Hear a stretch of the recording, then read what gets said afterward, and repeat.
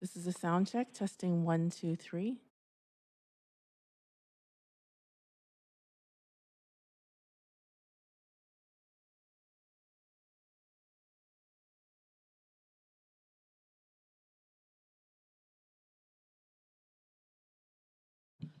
This is a sound check, testing 1, 2, 3. I can hear you. Sound check, testing 1, 2, 3. Thank you. Thank you.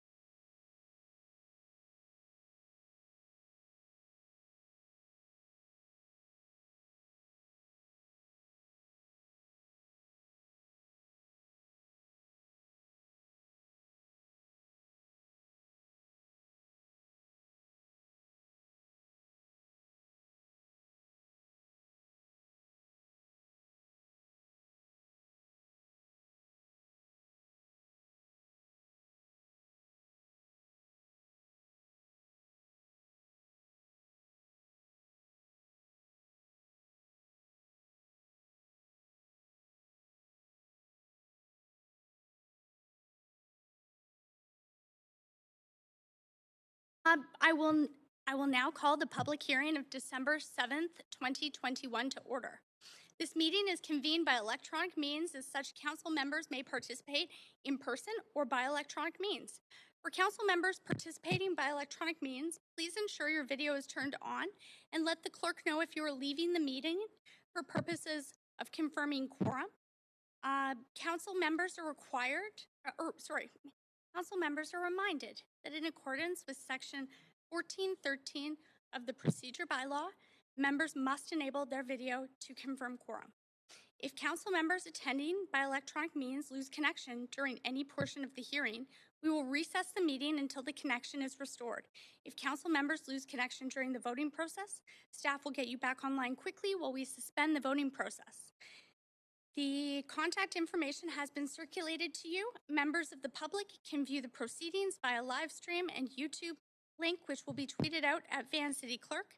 We acknowledge that we are on the traditional and unceded territories of the Musqueam, Squamish, and Tsleil-Waututh people. We thank them for having cared for this land and look forward to working with them in partnership as we continue to build this great city together. I also want to take a moment to recognize the immense contributions of the City of Vancouver staff who work hard every day to help make our city an incredible place to live, work, and play. And I'll note that Mayor Stewart has a leave of absence this evening, and as such, I, as Deputy Mayor, will be chairing the meeting. City Clerk, may we have the roll call, please? Mayor Stewart has a leave of absence. Councillor Carr. Councillor DiGenova is in chair. Councillor Fry. Councillor Swanson.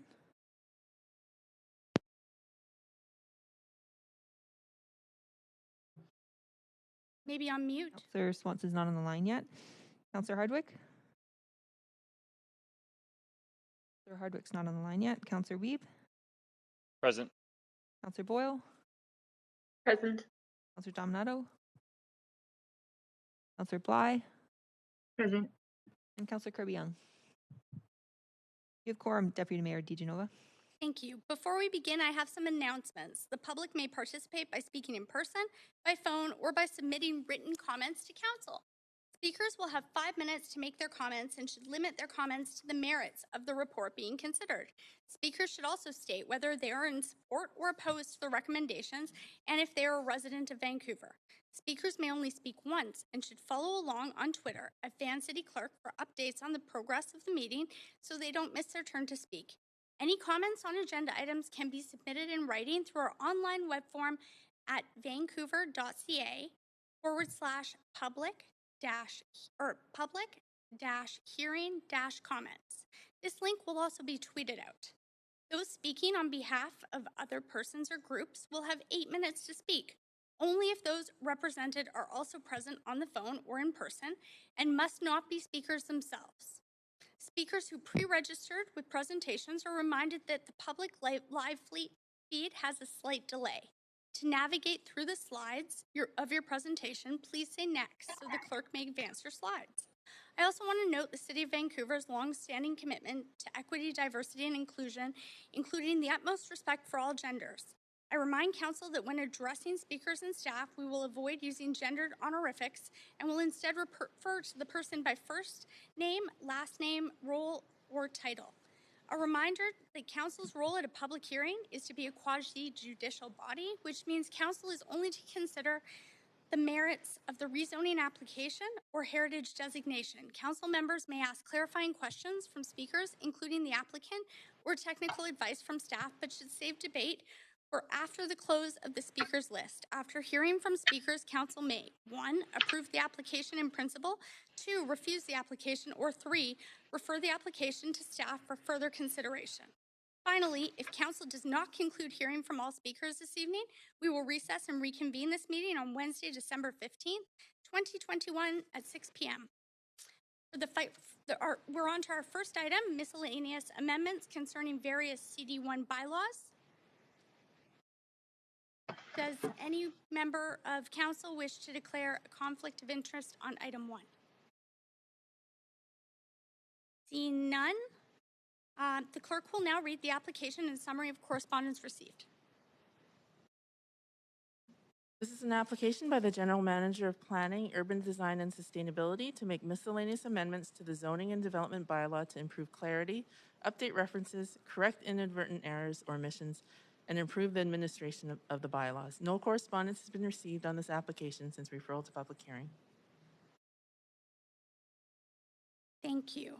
Any speakers for this item who wish to speak to council, please call toll-free 1-833-353-8610, followed by participant code 94189, and then pound, before the close of the speakers list. The phone number will also be tweeted out and made available on the live stream. There will be an opportunity for those on the phone or in person to speak at the end of the registered speakers list. We have Nick Danford, Rezoning Planner, Rezoning Center, Planning, Urban Design, and Sustainability, here to present the application.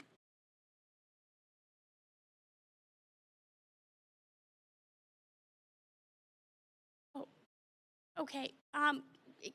We're just going to pause for a moment while we wait to make sure that all of the mics for the presentation are working, so that we can make sure that the public has access to this presentation as well. But for purposes of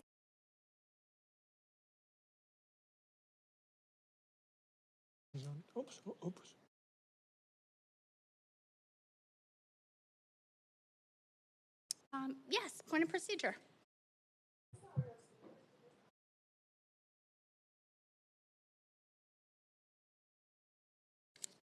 Okay, I'd need a seconder for that.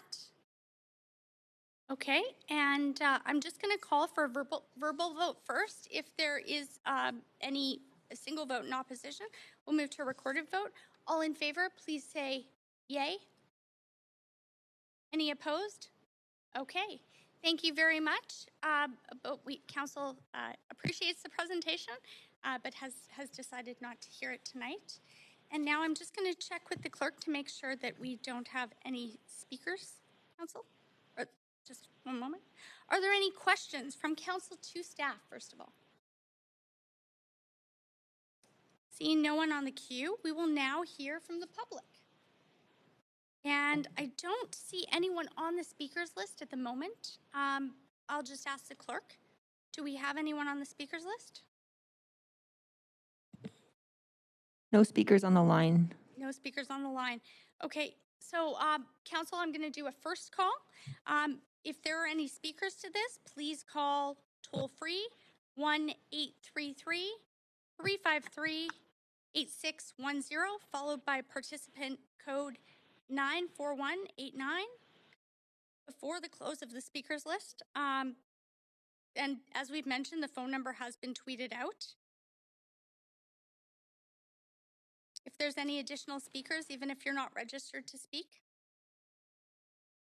No If there's any speakers in chambers or outside, please come forward to the podium. No speakers, Chair. Thank you. And seeing no additional speakers, we will have a 5-minute recess to allow people to call in, as we traditionally do. So we will come back at 6:43. Please, council, come back by 6:43 to ensure we have quorum. Thanks.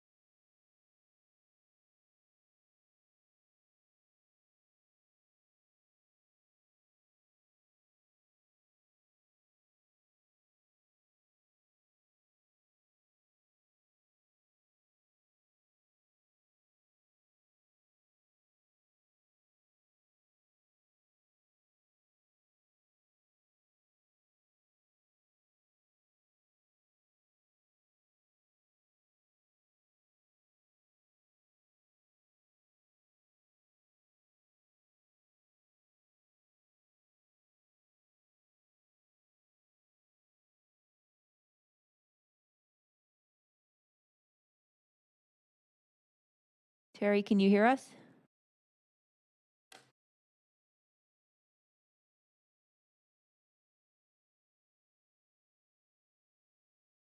Said yes.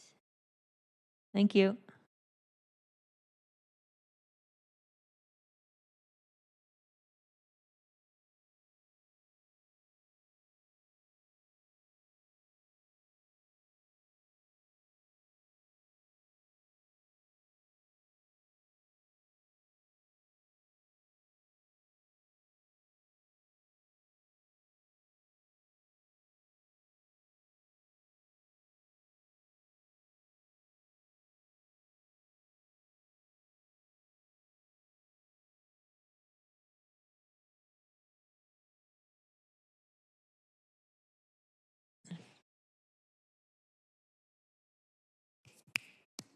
Terry, go ahead now. You're on mute.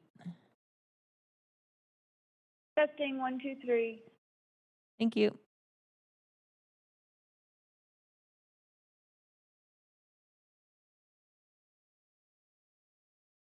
Testing 1, 2, 3. Okay.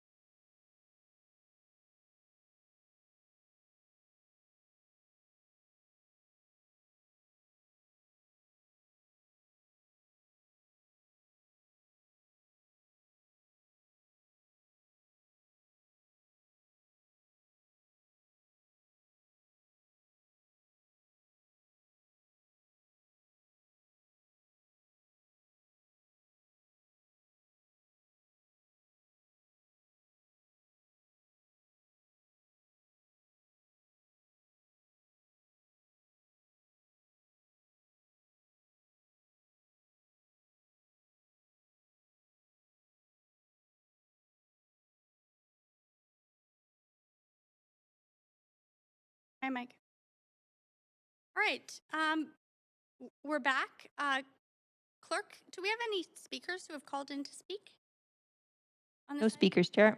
Okay, seeing as there are no additional speakers, the speakers list is now closed. Do we have a motion? Or sorry, do we have questions to staff? No questions, and seeing none, move the recommendations. Thank you. Do I have a seconder? Councillor Kirby-Young? Councillor Carr seconds. And is there any debate? Seeing none, I will call a vote. Council? Swanson here. Could I have a vote assist in favor? Councillor Bly also needs a vote assist in favor. Also, we need to vote in favor. Me three.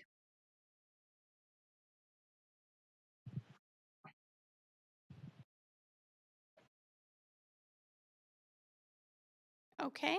And that passes with none in opposition. Okay, Council, we are now on to item number 2 on the agenda, CD1 rezoning 534 to 550 Cambie Street. Does any member of council wish to declare a conflict of interest on item number 2? Seeing none, the clerk will now read the application and summary of correspondence received. This is an application by MCMP Architects to rezone 534 to 550 Cambie Street from Downtown District to CD1 Comprehensive Development District to permit the development of a 22-story commercial office building with a height of 92.9 meters and a floor space ratio of 17.35 are proposed. The application also seeks to add the Cleveland Kent building at 534 Cambie Street to a C-listed heritage building to the Vancouver Heritage Register. The General Manager of Planning, Urban Design and Sustainability recommends approval subject to conditions set out in the summary and recommendation. The following correspondence has been received since referral to public hearing. 9 pieces of correspondence in support, 6 pieces of correspondence in opposition, and 1 piece of correspondence dealing with other aspects of the application. This represents all correspondence received up to 5 p.m. today. Thank you. Any speakers for this item who wish to speak to council, please call toll-free 1-833-353-8610, followed by participant code 94189# before the close of the speakers list. The phone number will be tweeted out and made available on the live stream. There will be an opportunity for those on the phone or in person to speak at the end of the registered speakers list. We now have, Council, we have Nick Danford, Rezoning Planner, Rezoning Center, Planning, Urban Design and Sustainability, here to present the application. Please go ahead. Great. Thanks, Councillor DeGenova. Good evening, Council. I'm Nick Danford, Rezoning Planner. So on the agenda, we have a proposal for a 22-story commercial office building that includes partial heritage retention at 534 550 Cambie Street. The site's located on the east side of Cambie Street, mid-block between Pender and Dunsmuir. This is right on the east edge of downtown, close to Gastown. The site's currently zoned DD, or Downtown District, and is surrounded by similarly zoned properties. The Downtown District zone in this area generally allows for conditional building heights up to 450 feet, with a maximum density of 7 FSR. Surrounding developments range from 4 to 12 stories. The site is bounded by lanes on 3 sides and is occupied by 3 two-story commercial buildings. One of the buildings, the Cleveland Kent building, located at 534 Cambie, has been evaluated as a Category C building and is eligible for the Heritage Register. The site's located in the Victory Square area of downtown, right across Cambie Street from VCC's downtown campus.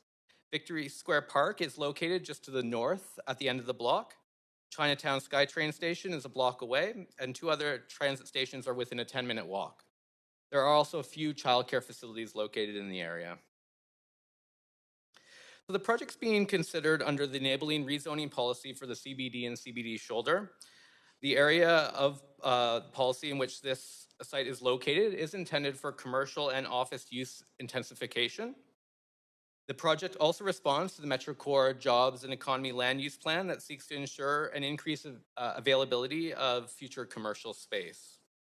The heritage retention component of the proposal also responds to the city's recently adopted heritage policies. So the proposal is a 22-story, 302-foot in height commercial office building with an FSR of 17.35. The application includes the retention of the front, north side, and partial rear facades of the Cleland Kent Heritage Building on site. The new office building is proposed to extend above the heritage facades. As part of Restart Smart Vancouver initiative in response to COVID, it's expected that 1,073 jobs would result from a development of a building of this type and scale.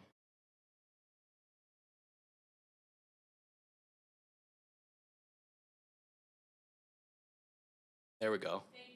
Okay. Just making sure. Thank you. Thank you. So we're on to the Please go next, ahead. on the next slide. There we go. So prior to the existence of the Cleland Kent building, this site and the surrounding area was home to a number of Black families during the early 20th century, including a boarding facility where Joe Forte, the city's first lifeguard, called home. As the area was redeveloped for commercial uses, Black families were displaced and residential uses were no longer permitted. The Cleland Kent building that stands on the site today is a 2-story masonry building constructed in 1925. The building is valued for its vernacular commercial architecture and the role it played in the development of Victory Square area as a center for the newspaper business. The Statement of Significance and Conservation Plan were reviewed by the Heritage Commission in 2020. The Commission supported the addition of the building to the register as a Category C resource. As a condition of enactment, a restrictive covenant would be registered to secure the heritage conservation and ongoing maintenance of the building's facades.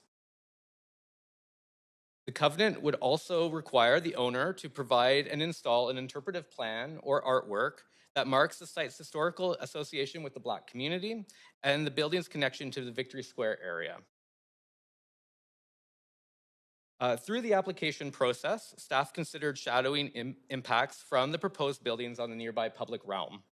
Shadowing impacts from the proposed building on Victory Square were assessed at the usual equinoxes and solstices between 10 a.m. and 4 p.m. The building's massing has been shaped to minimize shadowing onto Victory Square. The sculpted tower would shadow a portion of the south corner of the park in the early afternoon hours at the equinoxes, demonstrated in the 2 images second from the right. Additionally, despite no shadowing policy on Victory Square for November 11th, Remembrance Day, staff also assessed the shadow impacts for the duration of the annual ceremony, given its cultural significance. Shaping of the tower has also mitigated shadowing onto the park for the duration of the ceremony, except for a portion of the west corner of the park at 11:30, demonstrated in the bottom right image on the screen. Staff have determined that the shadow impact is supportable given the short duration at the end of the ceremony. A virtual open house was held in January and February of this year. 77 pieces of correspondence were received through the rezoning process. Some folks supported the building size, neighborhood fit, and welcomed the additional office space, while others felt that the height and the density were too great and were concerned about the impact on views and access to sunlight. A fixed commercial linkage contribution of nearly $2.5 million is expected. That, along with the DCLs and public art fee, this project would yield nearly $8.5 million in public benefits. Staff do recommend that the proposed 22-story office building at 534 to 550 Canby Street be approved subject to the conditions outlined in Appendix B. The project meets the intent of the rezoning policy for the CBD and also responds to the Metro Core Jobs and Economy Land Use Plan that seeks to ensure future availability of commercial space. Thank you, Council. Thank you very much. Does council have any questions? Okay, and we do, just 1 second, just moving to my list here. I'm just going to read this out before we start with the list because we do have speakers to this, but if there's anyone who's not on the speakers list who wants, oh, my apologies. 1 second.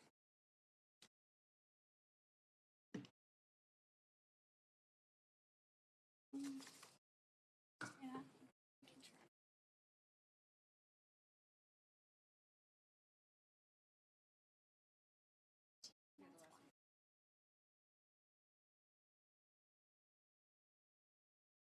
Thanks, Council. It threw me off. We didn't have an applicant team last time.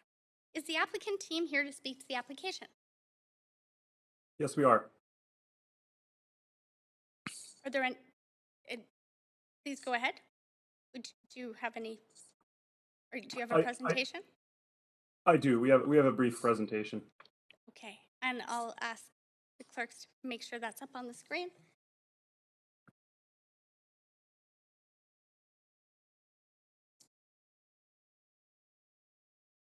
Can you see that? We can go ahead. And That's great. have that up. Please go ahead when you're ready. Okay. Well, good evening, Your Worship and distinguished members of council. My name is Dan Koopa. I'm the VP of Development for PC Urban Properties, and we are thrilled to bring forward to you tonight our project at 550 Canby. I'm joined tonight by our architect, Mark Thompson from MCM, as well as our CEO, Brent Sachin from PC Urban, and Jeff Rank, Senior Vice President Leasing from Quadrille, our partners for this project.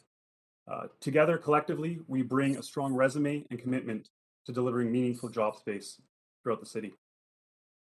And the 550 Canby project is all about jobs. Jobs next to transit in the downtown core. Locating less than a block from Stadium SkyTrain station, the project ticks virtually every policy box that applies. And we have had great engagement through this process. As new neighbors, it is fundamental to everything we do to integrate into the social and historic fabric of the community. And through our efforts, we have met with most, if not all, of the neighbors and made relationships with many of them, including the Friends of Victory Square, which is a group involved in the rehabilitation of the park back in 2002, the BC Regiments Association, responsible for Remembrance Day ceremonies, as well as the African Descent Society, representing some of the early Black Canadian history on the site and in the neighborhood. We've met with other community groups, businesses, and landlords, such as the VCC, as well as the Metro Living Strata next door, to review our plans, listen to some of their concerns, as well as share in the revitalization that this project brings, which is in line with policy. The Vancouver office market is undergoing considerable growth and is just catching up. As one of the fastest tech growth markets in North America, it has the lowest overall vacancy rate and is well poised for a post-pandemic recovery and is considered undersupplied currently from a market perspective.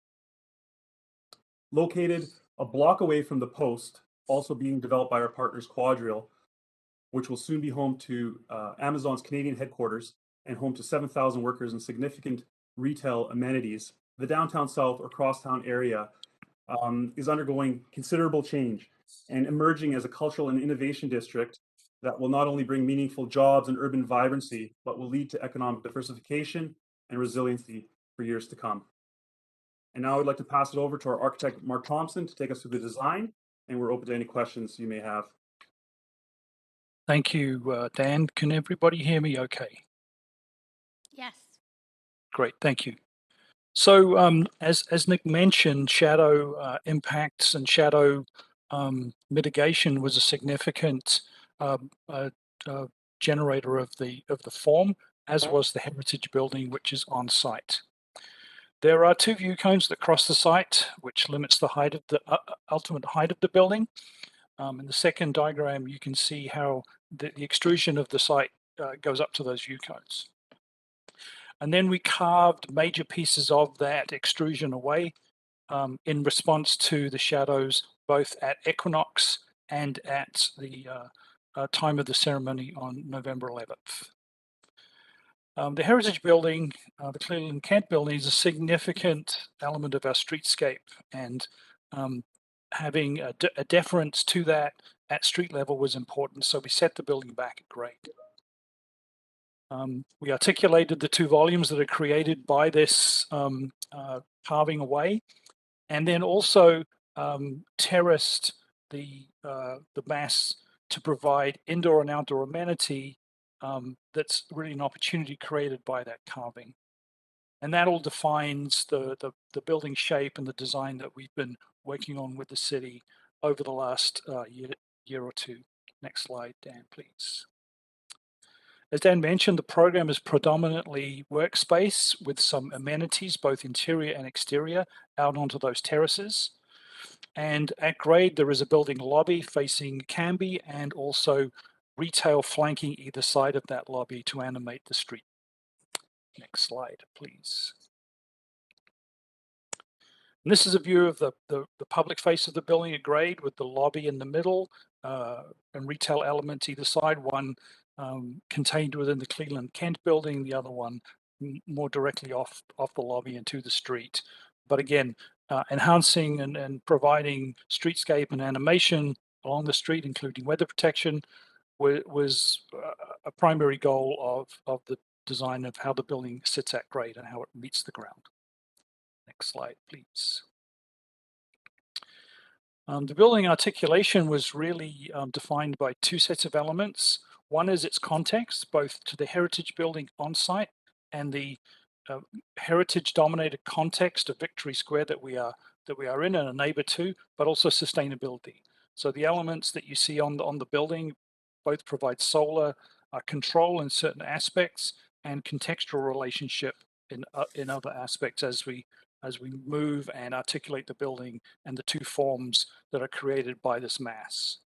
Next slide, please. And as I mentioned earlier, the Cleland Kent building and our response to that building was important. We sort of held the building, the new building, up and away from the Cleland Kent building, so that we're able to very quickly and easily identify what the heritage elements are, separated from the modern elements surrounding it. The site is unusual in so much as that it has lanes on three sides of the site, so it's bounded by laneways on three sides. Two things about that. First, it means that the heritage building actually presents itself with three elevations, which is unusual within the heritage context. So we're able to display a whole building rather than just a front facade. And secondly, we have the opportunity to introduce public realm and enhance the public realm in those lanes to create this sort of secondary set of laneways that we see as an important enhancement to both the safety, security, and animation of this area. Next slide. So this is an aerial shot of the building. We see the heritage building, how the rest of the building is disposed, the terraces, the amenity, and the upper and lower volumes created by this response to sunlight on Victory Square. That's my presentation. Thanks. Thanks very much. Are there any questions from council to staff of the applicant team? And please note, council, that this is your only opportunity to ask questions of the applicant. I see Councillor Dominato. Councillor Dominato, questions? Yeah, thank you, Chair. And the questions are probably mostly best directed to the applicant. My first question is just around the retention preservation of the heritage building. I think that's fantastic. Could you just elaborate on what will actually be in that space? Will it also be workspace, office space, or is it being used as an amenity space? I just wasn't clear on that. Dan, would you like me to take that one? Yes, please. Yeah, please. Okay. So we have the lobby of the building is at grade in the middle of the block on Canby, and you walk into the lobby. There also is a separate entry into the Cleland Kent building from the street as well. So what we envisage is some sort of retail element. We think it's really primed for some sort of food and beverage use, probably on two levels. Okay, thank you for clarifying that. And then you referenced the terraces and amenity spaces, and it's a really interesting design. Will those be only accessible to the commercial or office tenants, or will they be publicly accessible? Those are accessible to the commercial office tenants.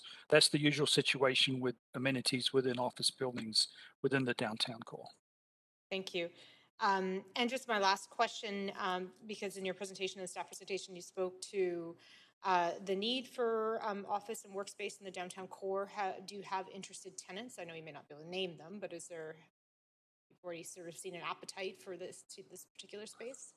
I'm going to let Dan or maybe Jeff answer that question. Yeah, go ahead, Jeff. Jeff here.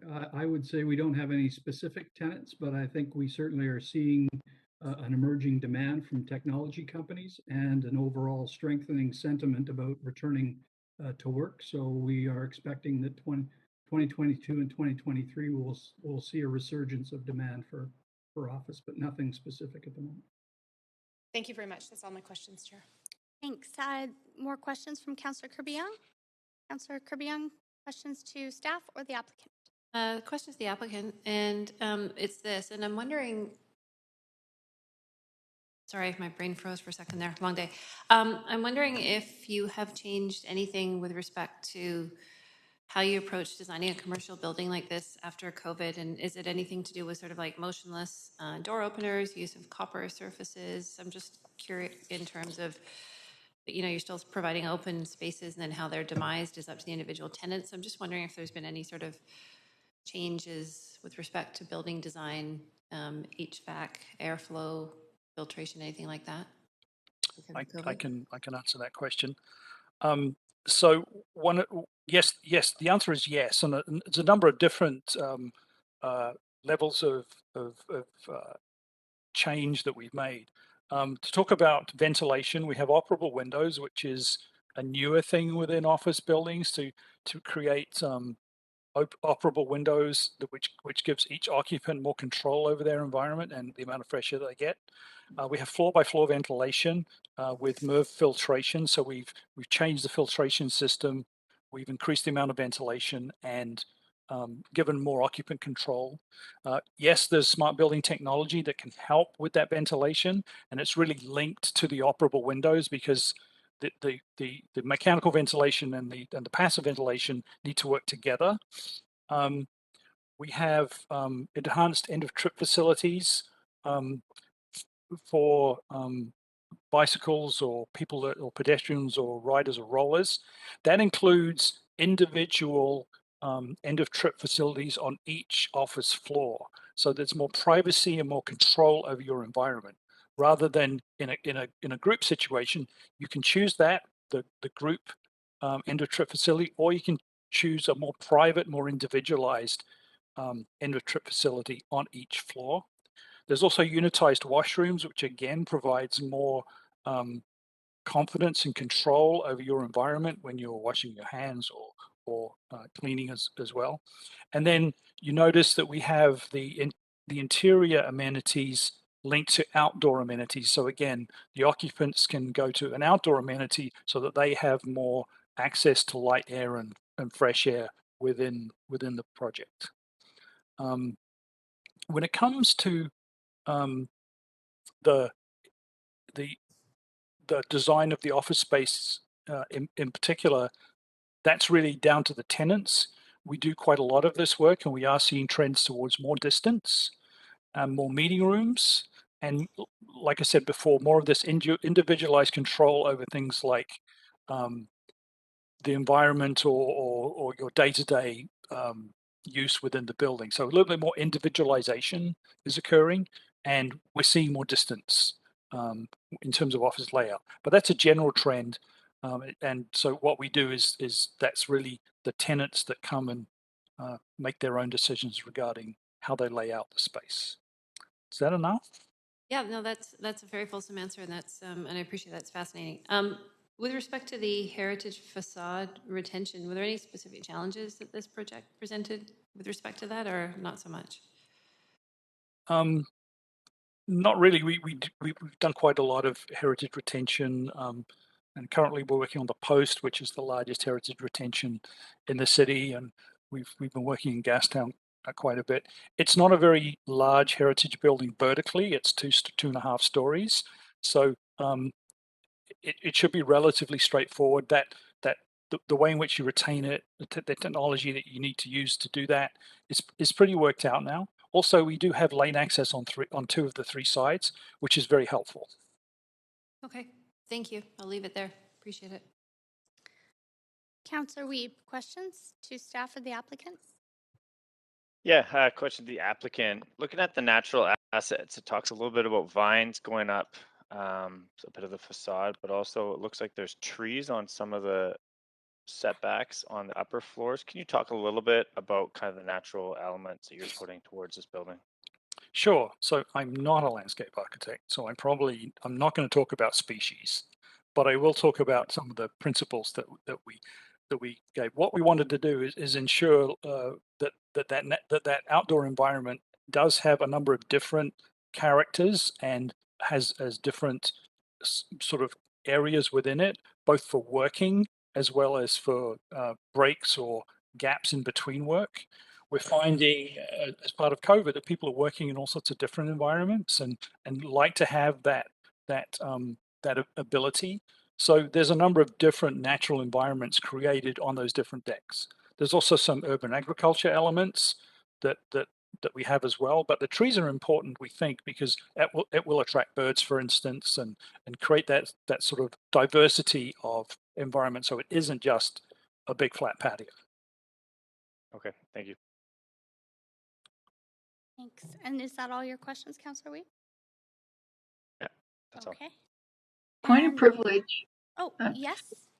Swanson here. I'm having extreme tech issues, but I would like to ask a question when it's my turn. I'll add you to the queue. Did you need to be added to the queue here? Sure. Can you tell me how many are in front of me? No one else. Councillor, we've just finished, so you can go ahead and ask your questions. Go ahead. Yeah, I'm wondering to the staff. I see that there's a commercial linkage fee of 2.45 million, I guess, in exchange for increasing the FSR from 7 to 17. Is that a little bit low for a commercial linkage fee? And I'll ask staff to respond to that. Thanks for the question, Councillor Swanson. So the lower fee would probably be a result of the base density that's allowable within this area of the downtown district. So you have a starting point that's a bit higher. So that would be why there's that smaller commercial linkage fee. Okay, second question is, are there any existing businesses that would be displaced? I'll refer that question over to the applicant. They'll have a better idea of the businesses that are located there currently. And could the applicant respond to that? Yep, we confirm that there's no existing businesses that have tenure beyond the intended start of our construction should this go through approvals. But would they like to stay if they could? We have actually we have not had any indication of that, and we've had a lot of communication with those existing tenants on site. Okay, thank you. That's it. Okay. So council, we will now hear from the public. And I'm just going to note that if there are any speakers for this item who wish to speak to council, please call toll-free 1-833-353-8610, followed by participant code 94189#. And that is before the close of the speakers list. The phone number, again, as I noted before, will be tweeted out and made available on the live stream. Any speakers in the council chambers, please come forward to the podium. And we do have registered speakers to this item, council. And the first speaker is Stephen Travis, who is participating by phone. Do we have Stephen on the line? Hello, council. Go ahead. You have 5 minutes to speak.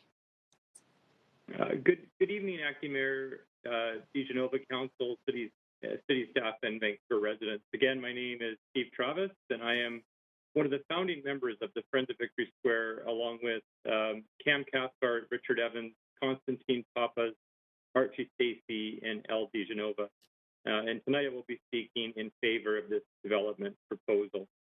A quick bit of history just to give some context. I became involved with the Friends of Victory Square as the head of safety and security for Vancouver Community College from 1994 to 2002.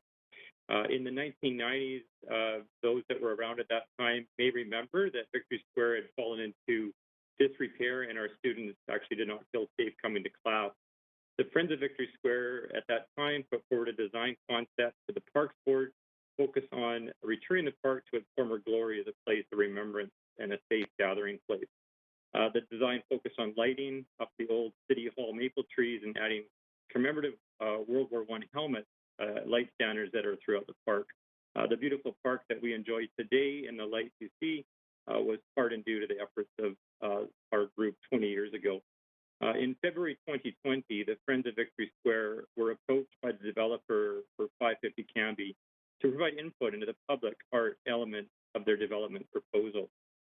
Since that initial meeting, the Friends of Victory Square have met a number of times with the developer, and we have provided input into the building design, laneway, and the significance of the Victory Square neighborhood. I have been very impressed with the genuine interest and respect the developer has shown for our input.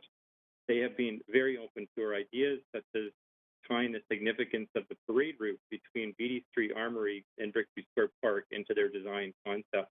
They've also made changes, as was mentioned, to the massing of their buildings to minimize the shadow on the park, specifically around the November 11th ceremony. I believe the developer is committed to honoring the historical facade of the building and incorporating design elements which will be in keeping with the military and remembrance aspects of this important and historical neighborhood.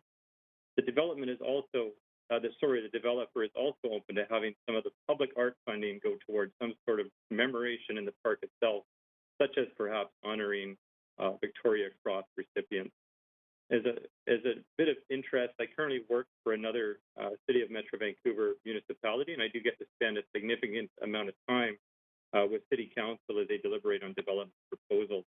From what I have witnessed firsthand from PC Urban, this applicant, I can say that I have been very impressed with their interest in achieving community goals that go well beyond their own development proposal approval.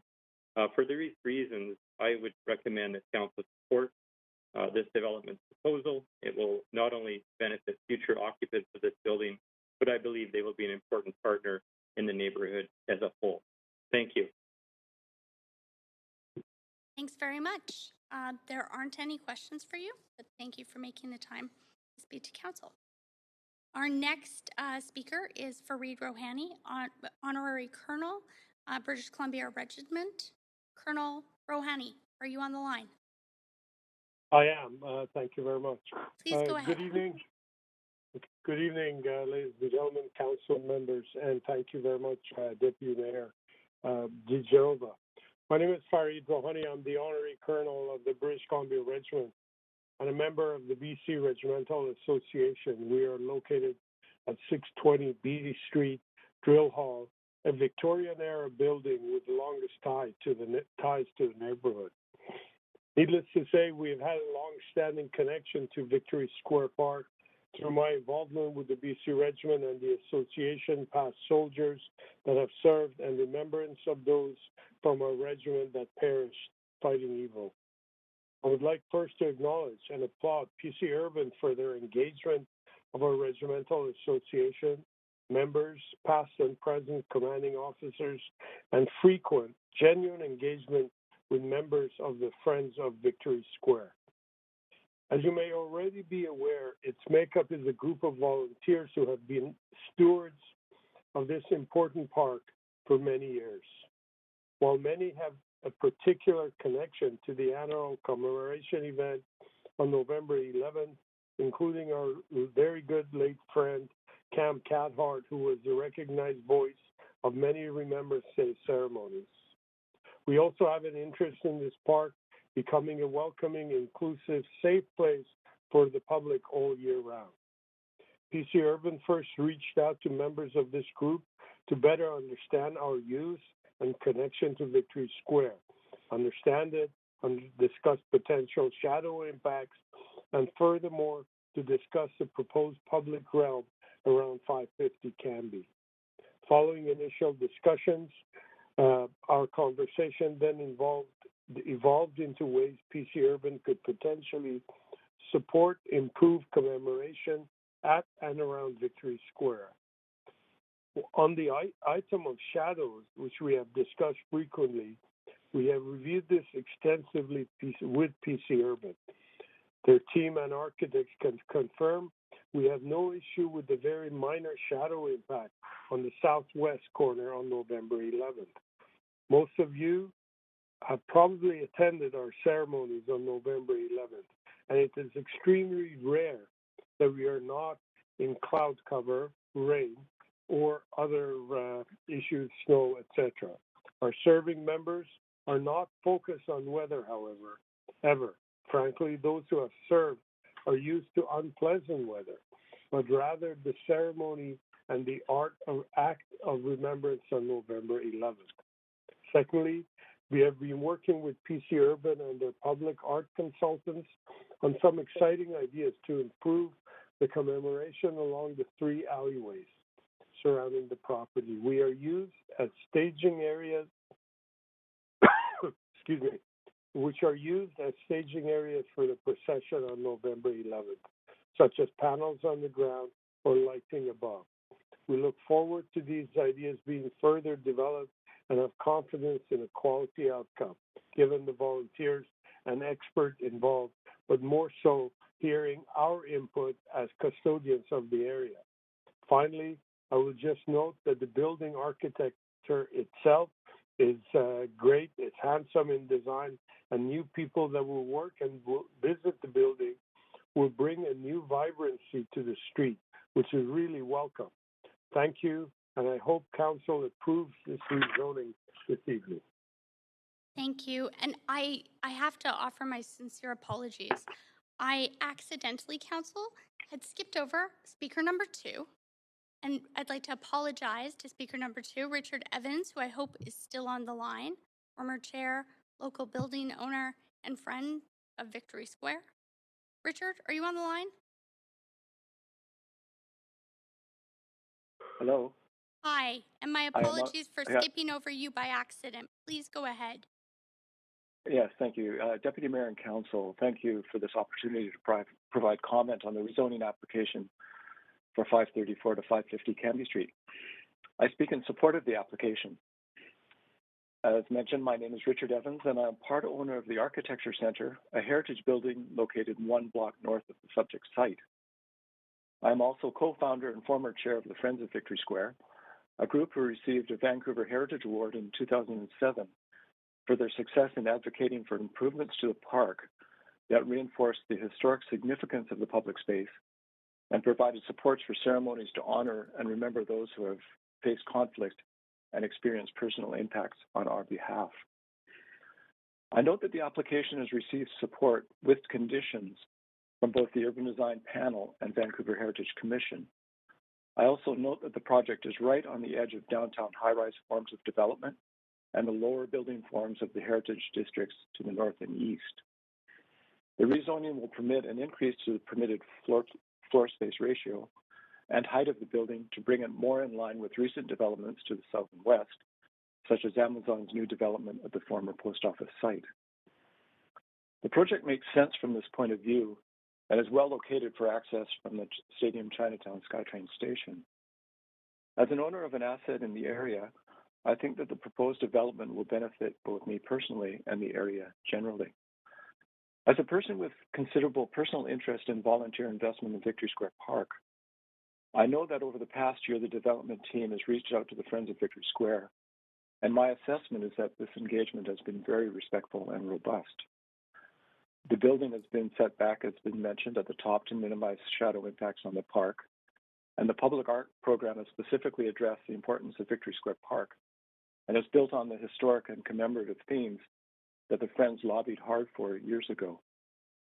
I and my Friends colleagues, as you've heard, applaud these measures and are grateful in particular for the care taken in minimizing shadow impacts on the park. This will benefit both the park on Remembrance Day and for the public use of the park over the year generally. My concluding comments have to do with the public art program and how the program could potentially be expanded to include ongoing legacy program support for places like Victory Square Park. A number of years ago, the Friends of Victory Square were able to secure support to partner with Coastal Jazz and Blues Society to sponsor performances in the park as part of the Jazz Festival. And for a number of years, the Friends hosted Lunar New Year's activities in support of Vancouver Chinese New Year celebrations and parade. These kinds of things are impossible for volunteer organizations to sustain without ongoing staff and administration support. I believe that there is considerable public benefit merit in considering legacy program funding in addition to fixed capital funding for ongoing arts programs and events in key public spaces throughout the city, and in particular Victory Square Park. Thank you for this opportunity to speak. Thank you very much. There are no questions for you, but appreciate that. And again, sorry for missing you before calling speaker 3. Speaker number 4 is Gary Jobin, Director, Blade Runners. Gary, are you on the line? We have Gary. Yes, I am. How are you? I'm fine, thank you. You have 5 minutes to speak to council. Please go ahead. Okay, thank you, Deputy Mayor and Council. My name's Gary Jobin. I'm a longtime resident of Vancouver's downtown east side, and for the last 25 years, I've had the pleasure of recording a program called Blade Runners. Our program is, to help street-involved youth build careers in the construction trades, and we're in full support of PC Urban's proposal here. We'll take many kids, we'll provide employment for many kids between the ages of 19 to 30, give them long-term attachment to the workplace, build skills, and lead them to, become productive members of society. So we want to wish, with council's approval, PC Urban all the best of luck with this, and we're in full support of this project. Thank you very much. Thank you very much. There aren't any questions for you. Thanks for making the time to call in tonight. Speaker number 5 is Constantine Pappas, founding member, Friends of Victory Square. Constantine, are you on the line? I am. Please go ahead. You have 5 minutes to speak to council. Thank you. Good evening, Deputy Mayor and Council. My name is Constantine Pappas. I'm an owner of the Pappas building on the corner of Hamilton and Pender Streets, which is situated adjacent to Victory Square Park for one half of one block on the Hamilton Street side. I've been a member of the Friends of Victory Square since its inception in 2002, and our group has worked closely with the principals of this redevelopment property and some of its planning. I support this project.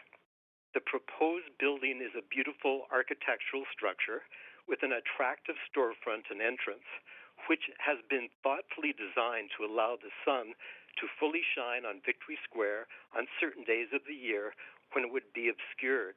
Unfortunately, the Pappas building will be affected by the shadow, but I feel that this is a small price to pay for the overwhelming positive attributes that this project will bring into the area.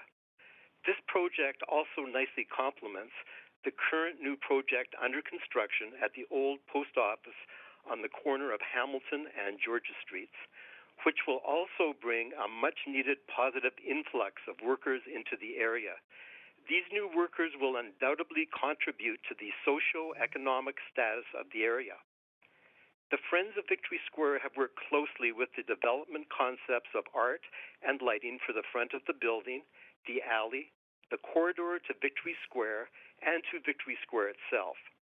We have also been involved in discussing the implementation of current social as well as historical elements into the park with the developer, who has been very accommodating.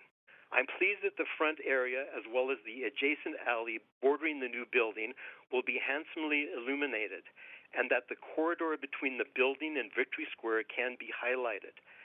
There will also be many related beneficial projects to Victory Square itself, which will further honor our war veterans.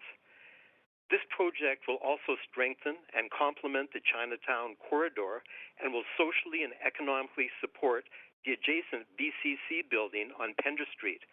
There's a wonderful restaurant and bakery open to the public at the school, which is operated by the students. Currently, the park is enjoyed by students and residents on sunny days, and even not so sunny days, and this amenity would also be extended to the new workers in the area. In my opinion, this redevelopment project will be a major socio-economic benefit to the park, which will enhance the daily lives of workers, residents, students, and visitors alike. It will complementarily uplift the entire surrounding area. Thank you.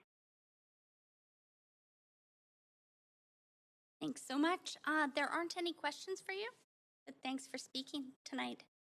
Speaker number 6 is Nathan Davidowicz. Nathan, are you there? Hello. Yes, do you hear me? I Okay. can hear you just fine. Please go ahead. As you know, Okay. you have Thank 5 you minutes. very much. Thank you. I'm going to speak about the Cambie Street traffic plan, or there is no plan, of course. The staff has not presented anything. The street is now 2 ways, which is way better than the previous 1 way. However, other intersecting streets are proposed to be changed to 2 ways, Cordova and Dunsmuir, but without a proper plan, the public will suffer. There is a bus service, but no proper plan to speed the buses that travel at an average speed of about 10 kilometers per hour. On some blocks on Cambie Street, parking is available 24/7. Even during the rush hour, parking is there. And during the rush hour, there's a bus every 4 or 5 minutes. When I ask for a left turn green arrow to help the number 17 Oak bus access from southbound Cambie Street to eastbound Nelson and the Cambie Bridge, my request was denied by staff. Everyone wants to speed the buses, but canceling bus stop is the only thing done by the staff. And according to the transit union, it's not really speeding up the buses anyhow. It's penalizing the passengers. The bus terminus at Lowville Park for the North Shore buses will have to be moved when the new art gallery moves in there. Or what is the plan? We need to know now. We have to decide where are all these buses from the North Shore going to park. Stadium Station, main entrance on Beatty and Dunsmuir, does not have bus service even. It's the only SkyTrain station with so many accessibility issues, and no one wants to do anything about it. For many years, the streets around Victory Square were used as a streetcar and bus terminus. Why not have a proper terminus there again? So all the local Vancouver buses, especially routes 5, 6, 17, and 50, could stop there. The bus driver wanted it because there is a washroom available for them at Victory Square, and they don't need to go inside Vancouver Community College to use the washroom. And,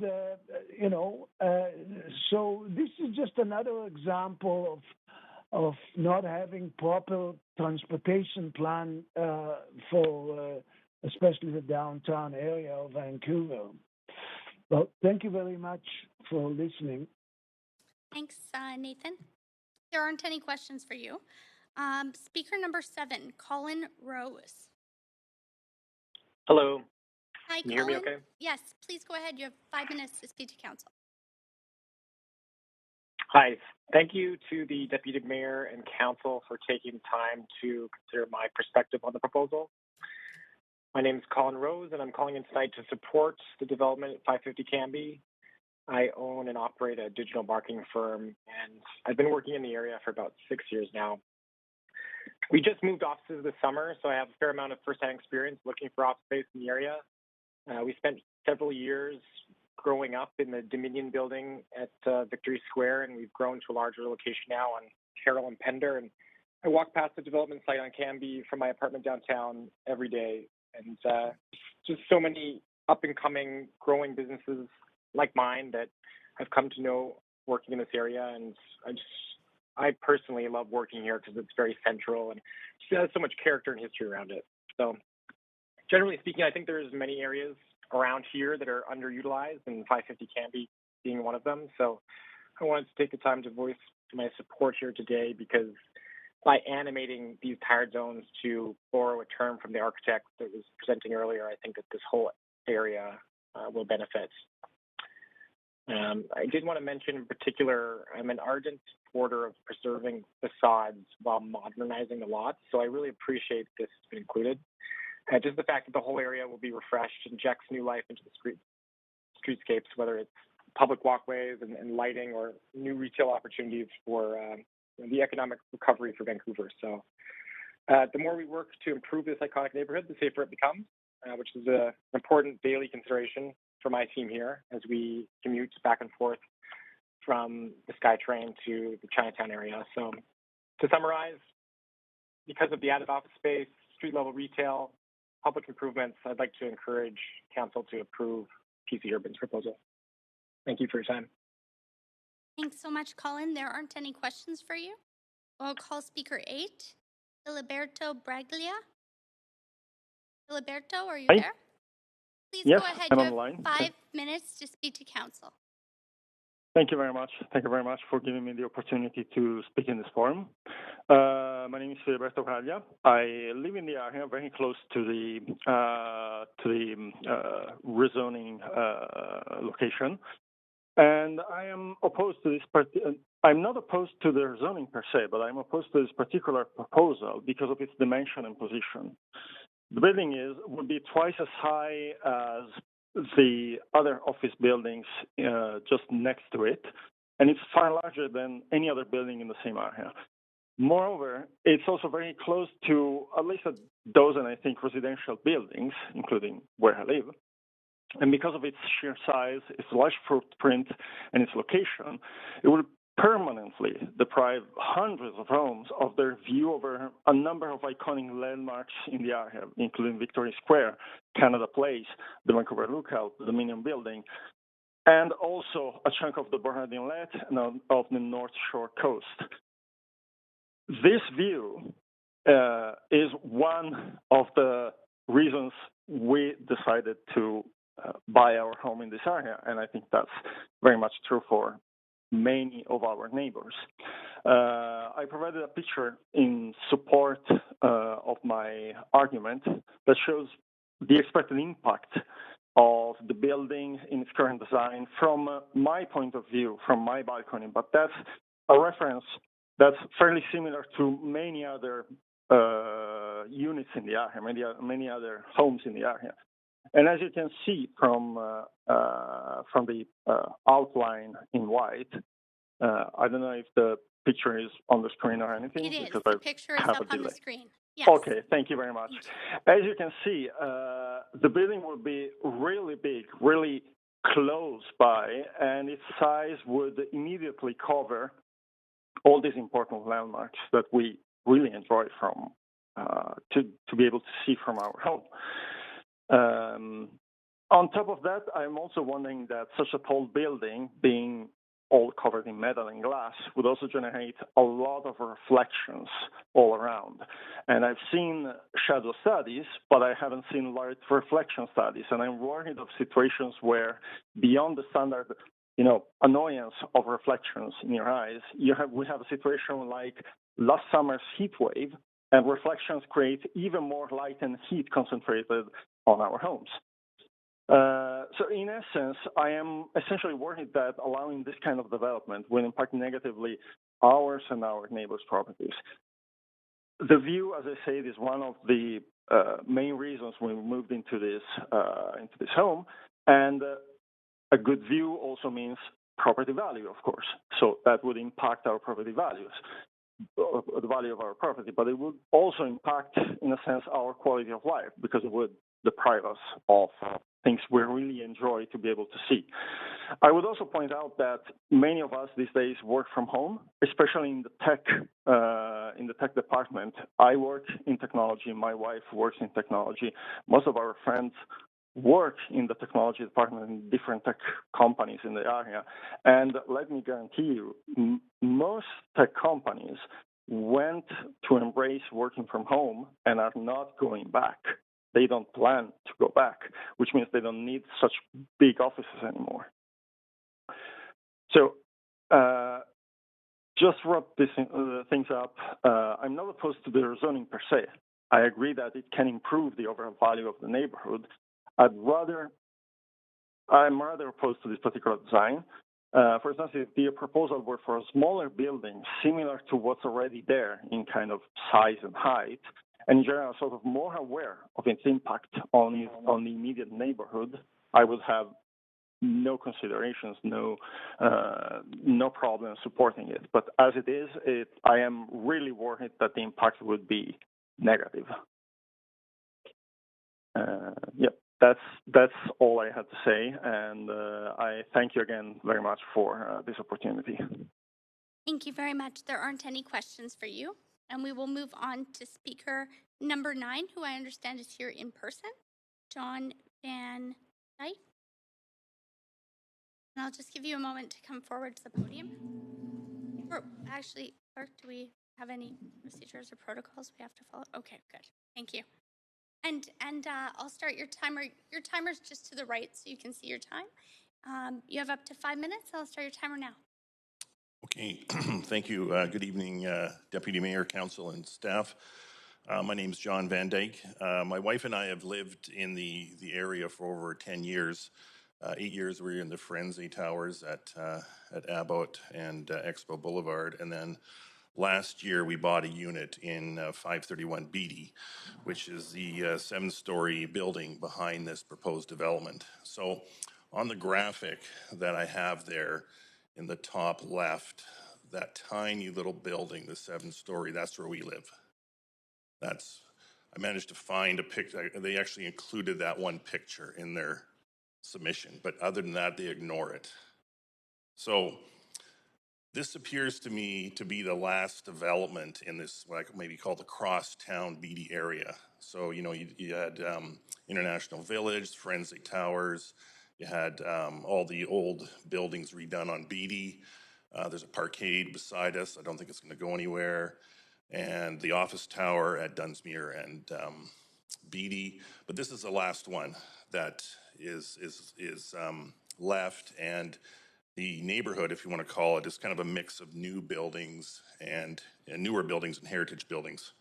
So I'm opposed to this current proposed building, as there's been no consideration given to the reduction of the natural light that's going to us residents in the building. And if we go to the next slide there, I asked some of my fellow residents, I gave names because I think it's always good to have people's names up there, but this is what they're going to see when they look out their windows. Not the red. The red I've highlighted, but that's what you're losing when this building goes up. You know, and they talk a lot about shadow studies and all this razzle-dazzle graphics and everything, but really this is what we see when this building goes up. And, you know, there's going to be a big loss to us in natural light that's coming in. And for a lot of them, there'll be a loss of sunshine. And then you'll see that in some of the comments that have been given to written submissions. Some of the opposed ones, they make mention of that. The other thing that is not discussed is the Heritage Building is really just an old 2-story brick building, you know, and they're making so much of it. And I love Heritage, but let's not buy into this argument that preserving an old brick wall is somehow justifies a development like this. You know, if you go by those buildings, you'll see the inside, the structure, there's gorgeous wood fir beams in there, timber decking, but all that's gone because they want a parkade there. So, you know, just get rid of the Heritage Building, get rid of the walls if you're going to do that, or save it. You know, save those wood beams that you see in Gastown and Yaletown and other areas. So moving on, trying to hopefully stay in 5 minutes here, I wanted to leave you with 3 issues here. One, the city staff referral report, there's 2 errors in that. Page 6, when they talk about building separation, they state will have no effect on the privacy and sunlight to us at 531 Beatty Street. Fake news. Page 7, shadow impacts. No shadow impacts to 530 Beatty during the day. During the day? Well, when else do you get shadow impacts? You're not going to have it at night, but how can you not say there's going to be no shadow impacts when you look at those red squares there? We're going to have shadow impacts. So again, you know, something's not right here. Number 2, in there, the developer says, yes, he received feedback from us, but didn't address our concerns. And number three, why do we need a 17.35 FSR, an increase of 250% over the current one? Like, why? If you reduce the 10-story building down to 3 stories, reducing 42,000 square feet, and your FSR is then 14.71, a 200% increase. They should be happy with a 200% increase. So, in conclusion, I would like council to give consideration to our concerns and don't be overshadowed by, the $8 million that you receive in revenue and the claims that there's a shortage of office space. When you walk down the street, there's 4 lease signs up everywhere. So there's so many arguments made on this but let's look at our concerns. Thank you very much. Thank you very much. I was waiting for you to finish your last sentence there. And there aren't any questions for you, but thank you for coming to speak to council. Now, I'll ask the clerk, are there any other speakers on the line at the moment? Yes, Chair, there's one additional speaker. Okay, there's one additional speaker. We'll hear from the speaker. And if I could ask the speaker to state your full name and whether or not you're a resident of Vancouver. Good evening, Council. Can you hear me? Yes. Could you please state your full name and we ask you to state if you're a resident of Vancouver or not? Absolutely. Council, my name is Scott Woodworth, and I'm a resident of Vancouver and currently an owner and resident at 531 Beatty Street, basically right underneath the proposed structure, shall we call it. And please go ahead. You have 5 minutes to speak to council if I didn't make that clear. Great. Good evening, Council. Thanks for having me. I appreciate the time. I did submit written comments, but in watching the proceedings, I saw that those are not read out. So hopefully some of you got a chance to read them in advance. I've been a renter for 3 years and then an owner for 8 years for a total of 11 years here at 531 Beatty Street. I live and work in downtown. I work at a local public school in the West End, and I love calling Beatty Street my home. Amidst all the constant and sometimes challenging activity, I can always still see why I chose to call this my home here in downtown Vancouver. I often find great value simply sitting on the patio of our shared outdoor sun garden space at the building, which conveniently faces the structure proposed here at Cambie Street. I also enjoy afternoon sun in my bedroom, which also faces Cambie Street. The recent application to develop at 534 and 550 Cambie leaves me feeling less than optimistic about my future and the home in the city that is potentially not considering residents or families hoping to reside in downtown. I'm realistic in knowing that there will always be noise, construction, and development close to me, but the drawings that we've all seen today speak a new story. Conveniently, the structures don't look as large as they actually will be in most of the drawings.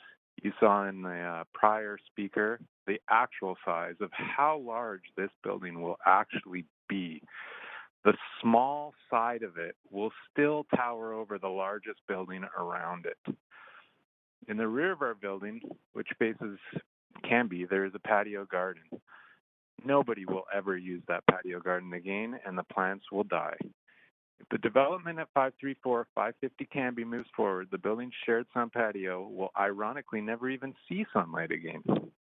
As somebody who struggles with minimal sunlight, I also worry about the loss of light year-round to all the residents around the area. It's not just the building that's going to be completely crushed by this structure, it's everybody around.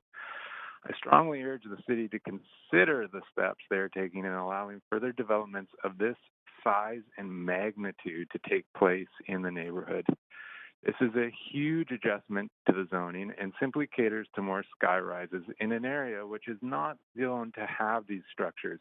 We heard a great amount of positive feedback from the Friends of Victory Square. I think it's amazing they were considered in this project. But I do ask, could this project not go forward being half the size and still being a massive structure? It would still meet all the needs that everybody showed for all their little votes of support, but it does not have to be this size. This is something we will all see from everywhere around Vancouver if you have a view of the skyline. I strongly urge people to think about the human element in this neighborhood. I ask anybody with voting capabilities to please take a moment to reflect on the impact your decisions in adjusting the zoning to meet corporate needs would make on the many people who call the area home or a breather from the suffocating towers of the financial district, which already look like this. There's no reason to adjust or alter the current zoning so that people's homes and lives are being used as pawns in this proposal. I also want to mention there were some fantastic comments from people in the area, and I agree, lots of people in support about all the different needs being met. As the speaker before me mentioned, I was part of a group that met with the group. We were mentioned, but none of us were in support, so I wonder how many other people were in support other than the Friends of Victory Square. My guess is many like us were not in support. Thank you. I appreciate your time, and I hope that we cannot be tricked by the fact that we're keeping 4 brick walls to build this massive structure and block many people's enjoyment of the city. Thank you, Council. Thanks very much. There aren't any questions for you. I'm just going to check with the clerk.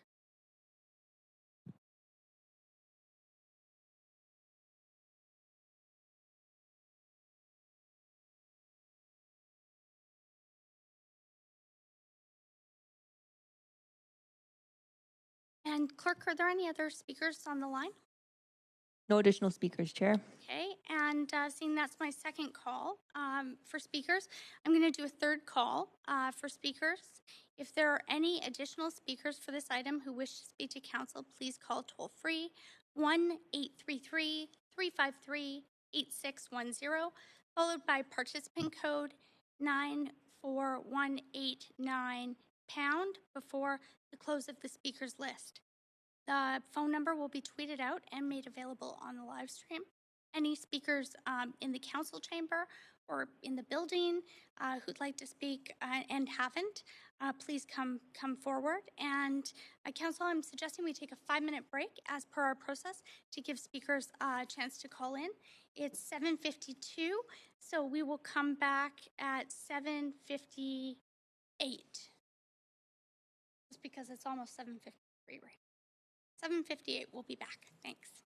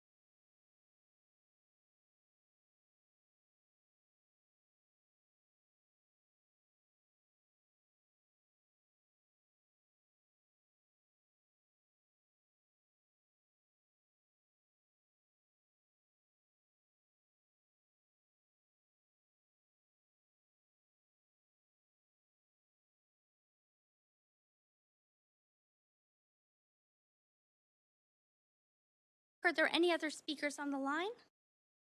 Oh, sorry. Just one moment.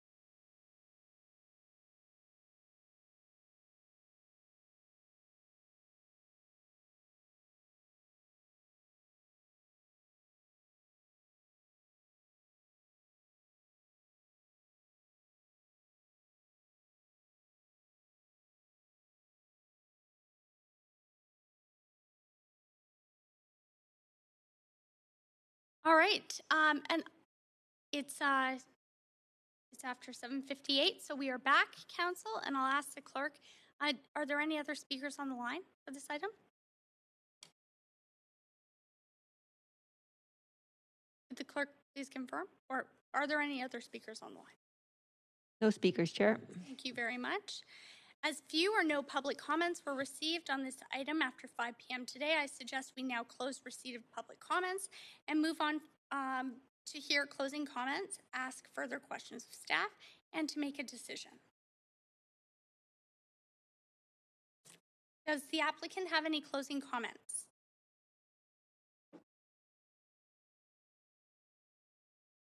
I'm just waiting to hear from the applicant. No, we don't. Do not. Thank you very much. Thank you.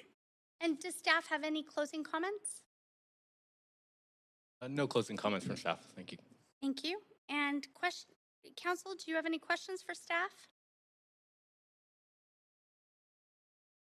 Okay, seeing just one.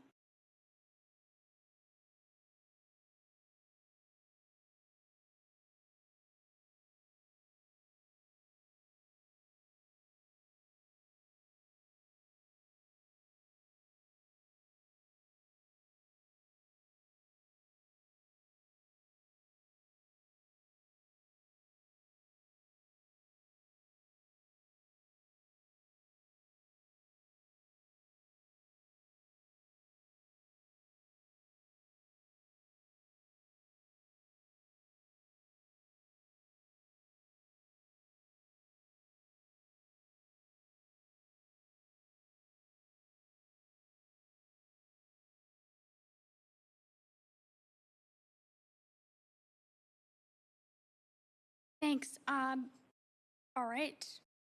So, Council, do we have a motion? Oh, sorry, Councillor Carr, I'll just make sure your microphone's on there for you. Sorry, and put you on the queue.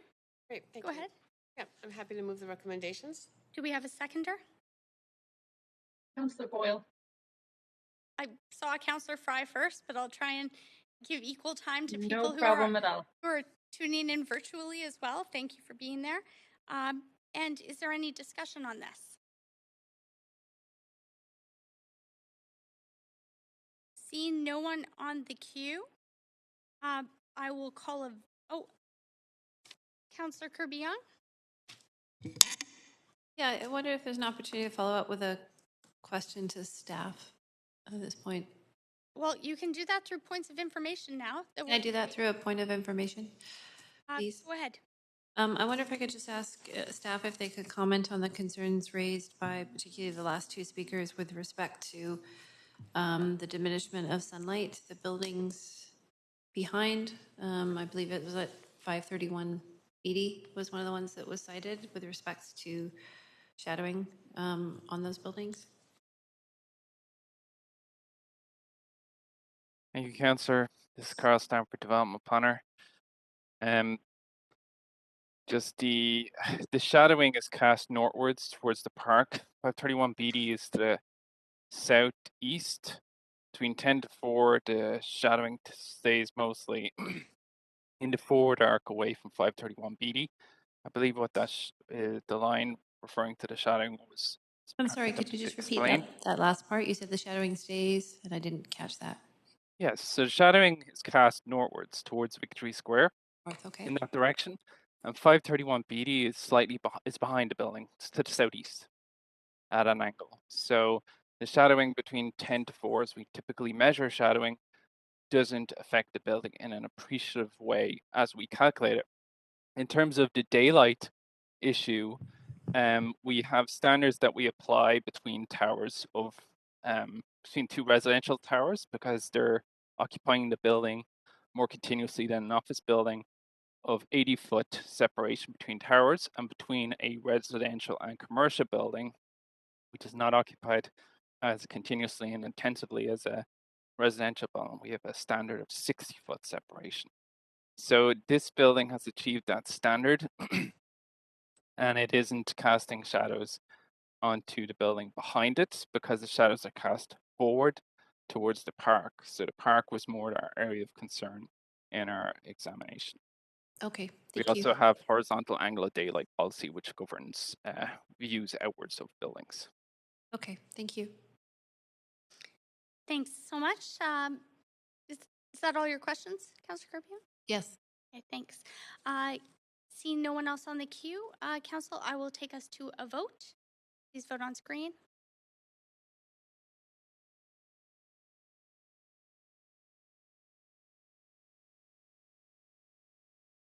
And Councillor Bly, did you require a vote assist? Thank you. In favor. Okay, there we go. And I'll ask the clerk to bring up the vote. And that passes unanimously, Council, with no one in opposition. Thank you. And now we will move on to item number 3. Just give everyone a moment.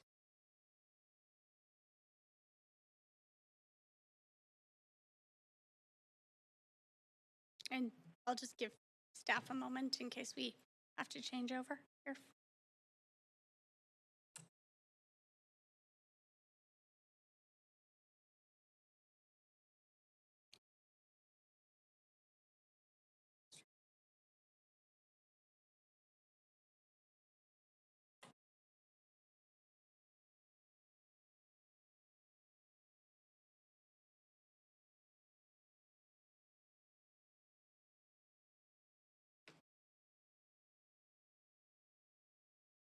Okay, sorry about that. There we go. All right, Council, we're on to item number 3, CD1 rezoning, 8804 Osler Street. Does any member of Council wish to declare a conflict of interest on item 3? Seeing none, the clerk will now read the application and summary of correspondence received.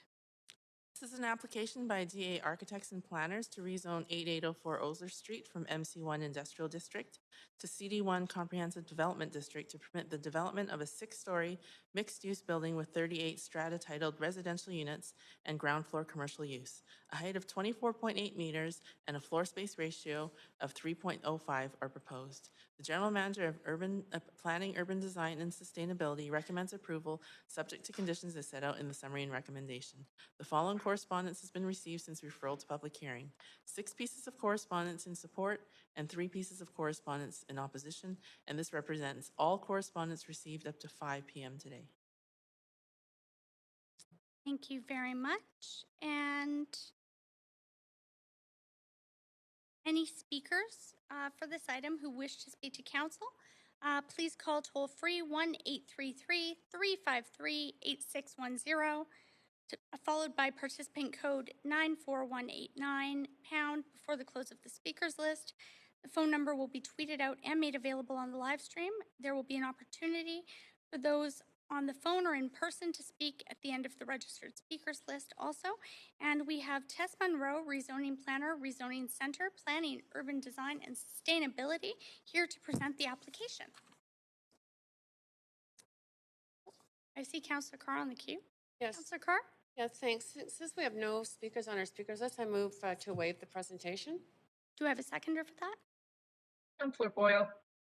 Thanks, Councillor Boyle. All in favor? Say aye. Aye. Aye. Any opposed? Seeing none, thank you very much. But council has chosen to waive the presentation. Council, we don't have any registered speakers, as Councillor Carr had noted. It is, just give me one moment.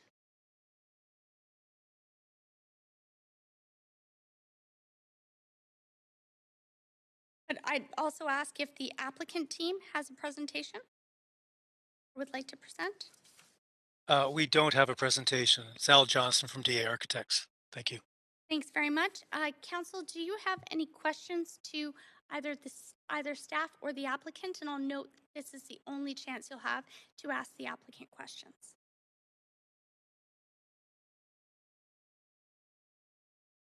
Okay. Seeing none, I'll call a second and third time here for additional speakers. And then, as is our practice, we'll take a 5-minute break, council, to make sure that any additional speakers have an opportunity to call in. So again, if there are any additional speakers for this item who wish to speak to council, please call toll-free 1-833-353-8610, followed by participant code 94189 pound. Before the close of the speakers list in 5 minutes. A phone number will be tweeted out and made available also on the live stream. And any speakers in council chambers, please come forward towards the podium and we will hear from you in 5 minutes. Just one moment.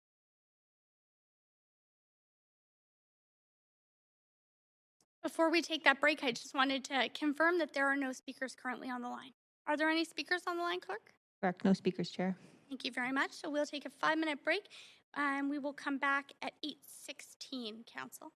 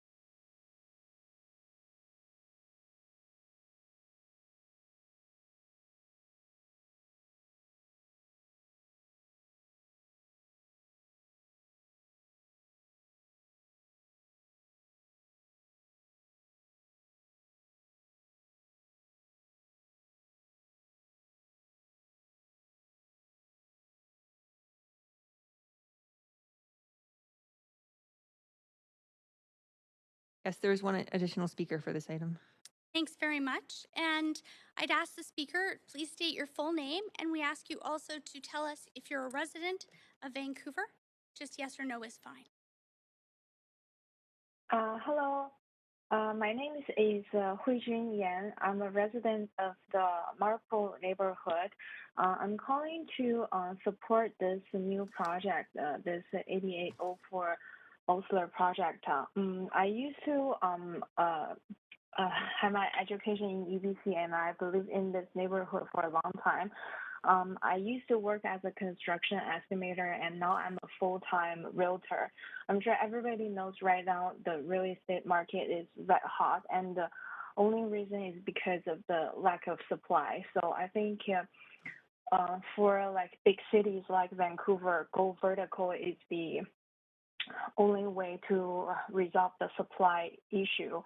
So I support this project, and I support like basically lots of the new development which can provide lots of future housing, especially like for people like me, like young professionals. So we don't need like big houses, big duplex, like small 1-bedroom, 2-bedroom condos would do. So I just want to say that I support this project. Thank you. Thanks very much. There aren't any questions for you, but thanks for calling in. I'll ask if there's any other speakers on the line. No additional speakers, Chair. Okay. As no public comments were, or I should say, as few or no public comments were received on this item after 5 p.m. today, I suggest we now close receipt of public comments and move on to hearing closing comments, asking further questions of staff, and making a decision. Does the applicant have any closing comments? Acting Mayor, Council, we have no closing comments. Thank you. Thanks. Does staff have any closing comments? No closing comments. Thank you. Okay. And does council have any questions for staff? No. Move the recommendations, Chair. Thank you. Councillor Kirby-Young, do I have a seconder? Thanks, Councillor Carr. And do we have any debate on this item? Councillor Hardwick, go ahead. Thank you. So 38 strata title residential units. Say no more. Again, we continue to do these kind of rezonings, which just will continue to inflate land values. And again, the underlying policy on which these decisions are being made is flawed. And so I will be opposing. That all, Councillor Hardwick? Yep. Thanks. Seeing no one else on the queue, I'll call the vote. Please vote on screen.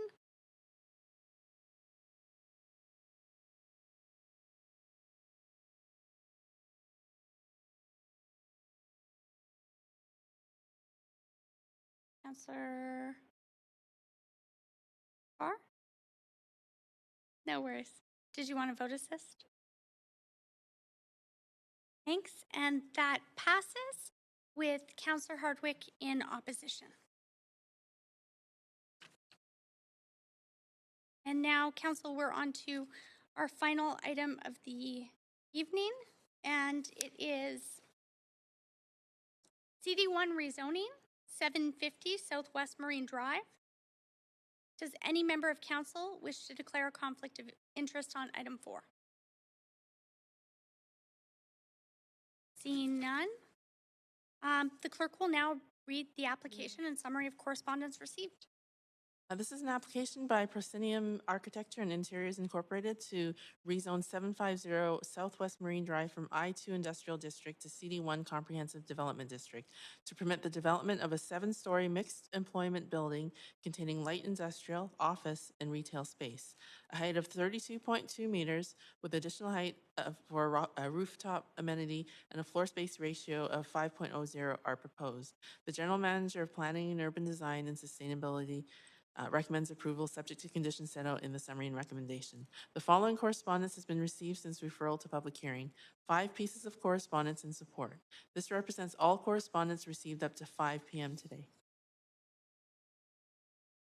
Thanks. We have Joseph Tohill here from the rezoning planner from the Rezoning Center, Planning, Urban Design, and Sustainability, here to present the application.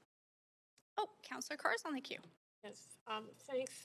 Yes, as we have no speakers on the list to speak to the council on this matter, I move to waive the presentation. Do you have a second? Do we have a seconder for that motion? And Councillor Bly. Okay, and all in favor, please say yay. Yay. Yay. Any opposed? Hearing none opposed. Thank you very much, but we won't be needing the presentation. Is the applicant team here to speak to the application? Good evening, Deputy Mayor. It's Byron Chard of Chard Development. I want to Please go ahead if you have a presentation. thank you very much for considering a proposal this evening. We did not have a presentation. Okay, thank you very much. Council, are there any questions to staff or the applicant team? I'll just remind you that this is the only opportunity the council has to ask questions of the applicant. Okay, I don't see any. If there are any speakers for this item, I understand there are no registered speakers, but if there are any speakers for this item who wish to speak to council, please call toll-free 1-833-353-8610, followed by participant code 94189 # before the close of the speakers list. The phone number will be tweeted out and made available on the live stream. Any speakers in the council chamber, please come forward to the podium.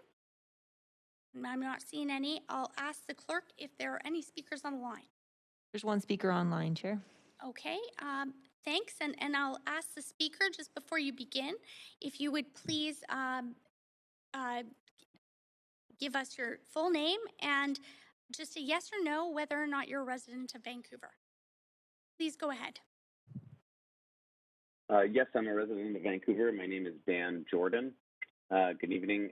I'm here to speak tonight in support of Chard Development's application for 750 Southwest Marine Drive.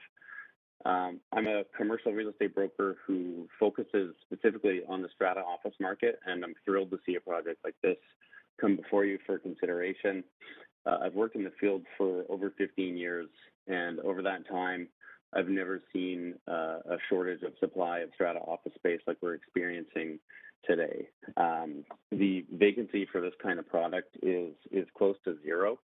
I have many clients in search of just this kind of product to purchase and set up their businesses. But unfortunately, with a lack of available supply, a lot of those purchasers need to look to other municipalities like Burnaby or Richmond to set up business due to a lack of available options.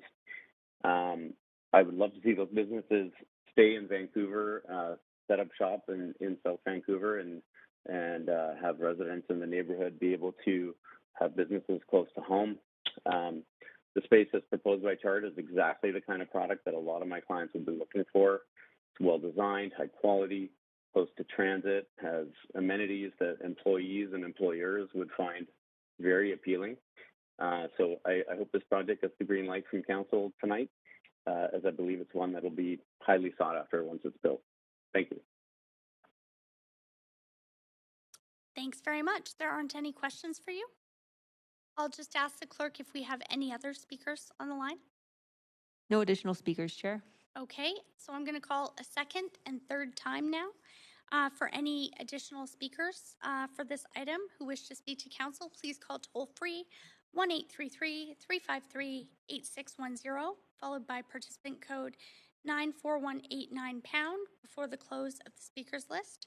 The phone number will be tweeted out and made available on the live stream. There will be an opportunity for those on the phone or in person to speak after the 5 minutes is up, and we will come back at 8:35.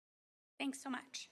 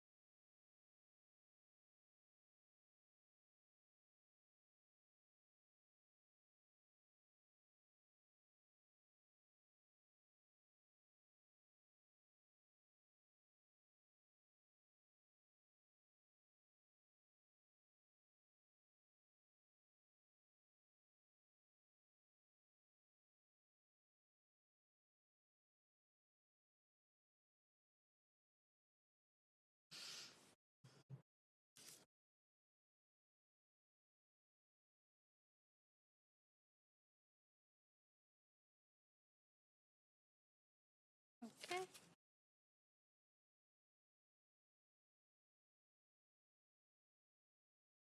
Okay, Council, we're back, and I'll just ask the clerk if we have any speakers waiting on the line. No speakers on the line, Chair. Thank you. As few or no public comments were received on this item after 5 p.m. today, I suggest we now close the receipt of public comments and move on to hearing closing comments, asking further questions of staff, and making a decision. Does the applicant have any closing comments? No further comments, Deputy Mayor. Thank you. Does staff have any closing comments? No closing comments. Thank you. Thanks. And Council, do you have any questions for staff? Just waiting a minute. Thank you, Councillor Carr. Do I have a seconder? Councillor Fry, thanks very much. Any debate on this item? Seeing none, I will advance us to the voting queue. Council, please vote on screen.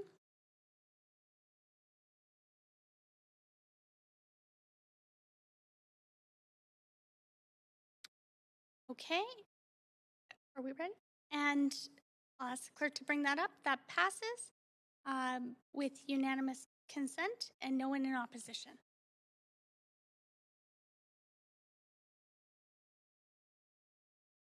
Thanks. And just a moment, Council, I always like to just double check that.